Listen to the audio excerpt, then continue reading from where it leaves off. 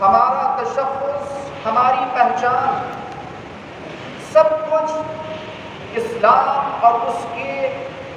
بہترین طور طریقوں کے اندر پوشیدہ ہے۔ ایک مسلمان جس قدر اسلامی طور طریقوں اور روایتوں کو اپنا کر اپنی زندگی گزارتا ہے، پروردگار عالم اسی قدر اسے دنیا اور آخرت کی نعمتوں سے مالا مال فرما دیتا ہے۔ جب ہم اپنے سماج پر نظر ڈالتے ہیں تو یہ چیز نظر آتی ہے کہ آج بھی یہ اللہ کا کرم ہے، اس کا احسان ہے، باوجود اس کے کہ حالات بہت کمزور ہو گئے، ہمارے عقیدے، ایمانی جذبے سرد پڑ گئے، ہم اسلامی طور طریقوں سے دور ہو گئے اور مزید دور ہوتے چلے جا رہے ہیں، مگر پھر بھی اللہ کا یہ کرم ہے کہ آج بھی ہمیں اپنے بڑے بزرگوں میں معمر حضرات کے اندر ایسے لوگ جا بجا نظر آ جاتے ہیں کہ جو اسلامی طور طریقوں اور اسلامی روایتوں کے امین نظر آتے ہیں۔ اس کی وجہ یہ ہے کہ آج جو بزرگ ہیں، معمر حضرات ہیں، ان کی تربیت ان کے بچپن کے اندر ان کے بڑوں نے اس طرح کی تھی کہ خالی اوقات میں بیٹھ بیٹھ کر اسلام کی محبت ان کے دلوں کے اندر پیدا کرائی تھی۔ اسلامی واقعات، ہمارے بزرگوں کی قربانیاں اور نبی کے اکرم صلی اللہ علیہ وسلم اور آپ کے صحابہ کرام کی بے مثل، بے نظیر اور شاندار سیرتیں اور ان کی زندگیوں کی سچی کہانیاں پہلے زمانے کے اندر بڑے بزرگ اپنے بچوں کو بیٹھ کر سنایا کرتے تھے، جس کا نتیجہ یہ ہوتا تھا کہ انسان اگر زیادہ پڑھا لکھا بھی نہ ہوتا تھا لیکن پھر بھی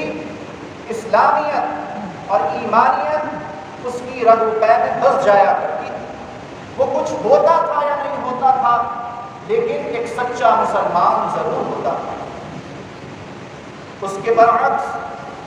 جب آج کے سماج پر نظر ڈالی جاتی ہے تو سب کچھ نظر آتا ہے، علم بھی ہے، قابلیت بھی ہے، ڈگریوں کی بھرمار بھی ہے، اسکول اور مدارس جا بجا کھلے ہوئے ہیں، لیکن اگر کسی چیز کی کمی نظر آتی ہے تو اسلامی اقدار، اسلامی طور طریقوں، اسلامی روایتوں کی پابندی اور اخلاق کی کمزوری بے حد نظر آتی ہے۔ اور اس کی وجہ سب سے بڑی یہ بھی ہے کہ آج کے بڑے بھی بے جا مصروفیات کے اندر مصروف ہو گئے، غیر ضروری چیزوں کے اندر انہوں نے بھی اپنے آپ کو الجھا لیا، اور جو نوجوان نسل ہے اس کا تو کہنا ہی کیا، کام کی چیزوں سے زیادہ 24 گھنٹے کے اندر جو اوقات گزرتے ہیں وہ بے جا اور غیر ضروری کاموں کے اندر ان کے گزرتے ہیں، جبکہ حضور احمد مجتبی محمد مصطفیٰ صلی اللہ علیہ وآلہ وسلم نے ہمیں اپنی زندگی کو خوبصورت بنانے کے اور اپنی دنیا اور آخرت کو باعزت بنانے کے بہترین اصول، ضابطے، طور طریقے، اخلاق و عادات مرحمت فرمائے۔ افسوس یہ ہے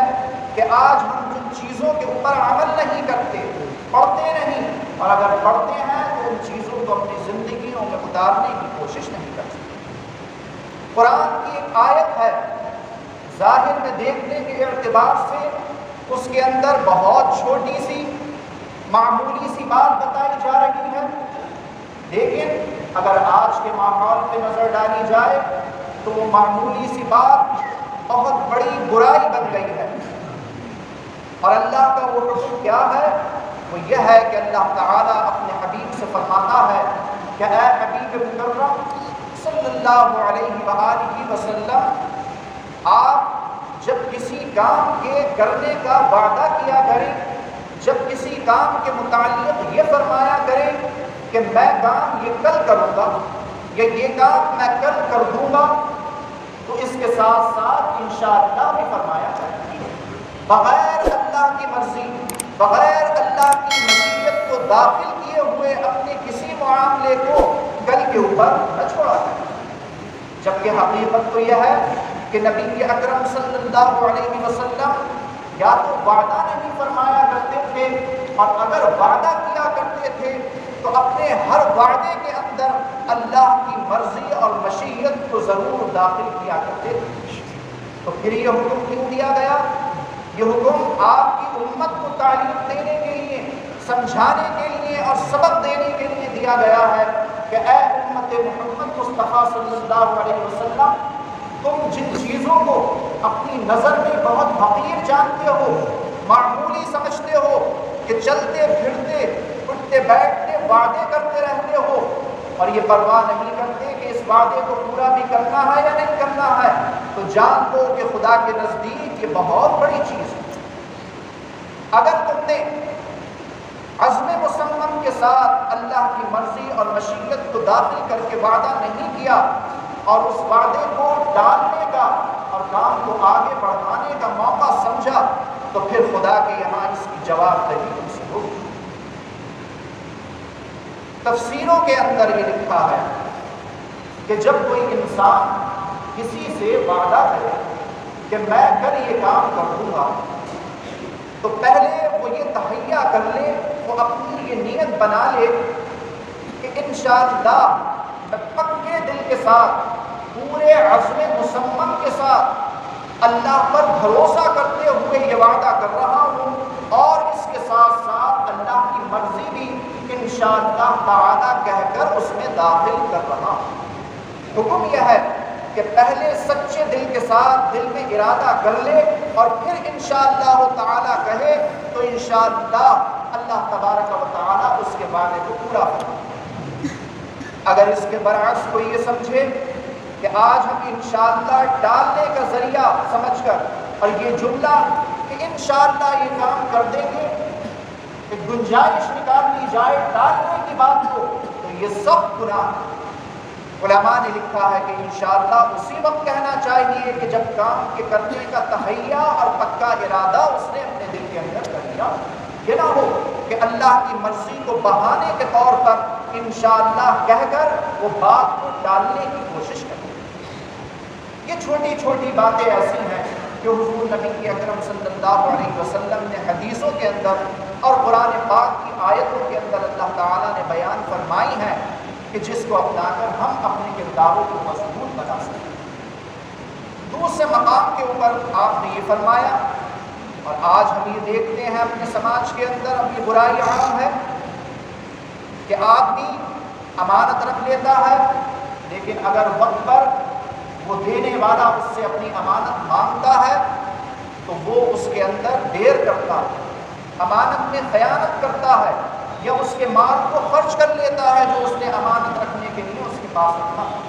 جبکہ حضور نبی کے کریم صلی اللہ علیہ وسلم کا فرمان ہے کہ لا ایمان لمن لا امانہ ولا دین لمن لا عہد لہ۔ آج یہ برائی عام نظر آتی ہے کہ وعدے کرتے ہیں، وعدے کی پابندی نہیں کرتے، امانت رکھتے ہیں، امانت میں خیانت کرتے ہیں، وعدے کرتے ہیں انشاءاللہ کہہ کر، لیکن اس کو نبھانے کی کوشش نہیں کرتے۔ حضور صلی اللہ علیہ وسلم فرماتے ہیں کہ اس شخص کا ایمان ہو ہی نہیں سکتا، اس شخص کے دل کے اندر ایمان ہرگز نہیں ہو سکتا کہ جو امانت میں خیانت کرتا، کہ جو امانت کا پاس نہ رکھتا، اور اس شخص کے اندر دین ہو ہی نہیں سکتا، چاہے وہ کتنا بھی بڑا دیندار بن کے دکھائے، کہ جو وعدے کی پابندی کرنے کا عہد نہ کرے، جو وعدہ انسان کرے اس کو اسی وقت پر پورا کرنے کی کوشش کرے، تو حضور فرماتے ہیں کہ اس شخص کے متعلق کہا جا سکتا ہے کہ یہ شخص دیندار۔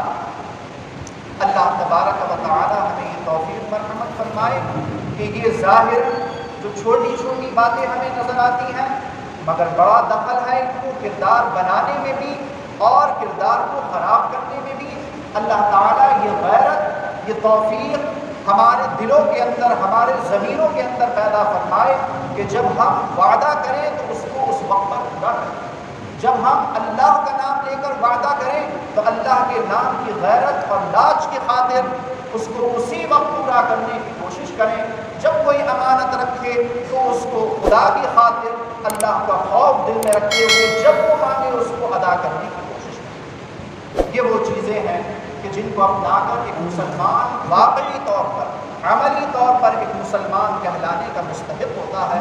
ورنہ تو روایتاً نام مسلمانوں کا، نماز پڑھتے ہیں، روزے رکھتے ہیں، اللہ فرماتا ہے یہ سب چیزیں تو تم اپنے لیے کرتے ہو، اپنی آخرت کو کامیاب بنانے کے لیے، لیکن ذرا یہ بھی تو غور کرو کہ ہمارے بندوں کے ساتھ تمہارے معاملات کیسے ہیں۔ اگر بندوں کے ساتھ تمہارے معاملات ٹھیک نہیں ہیں تو پھر تمہاری نماز اور تمہارے روزوں کی ہمیں کوئی پرواہ نہیں۔ پروردگار عالم نماز، روزے اور عبادات کے ساتھ جو اس کے بندوں کے معاملات ہیں جو بڑے اہم ہیں ان کی طرف خاص توجہ اور نظر رکھنے کی ہمیں توفیق عطا فرمائے۔ وفقنا اللہ و ایاکم